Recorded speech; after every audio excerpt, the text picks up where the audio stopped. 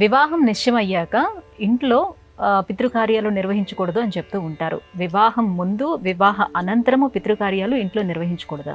అసలు సంస్కారములు అంటారు, వివాహం కూడా ఒక సంస్కారమే. అదేదో బాగా వైభవంగా ఎంత ఖర్చు పెట్టాలో కూడా తెలియకుండా ఖర్చు పెట్టేస్తూ చేస్తున్నారు. కానీ మనకి జాతకర్మ నుంచి అంత్యేష్టి వరకు అన్నీ కూడా సంస్కారాలే. ఈ సంస్కారాల్లో భాగమే ఈ పితృదేవతలకి ఈ శ్రాద్ధాది విధులు చేయటం.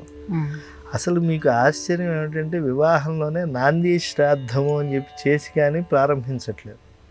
కాబట్టి పితృకార్యాన్ని వివాహం వచ్చింది కదా అని చెప్పి మానేసి కూడా అది చేసి తర్వాత కన్యాదానం చేయాలి.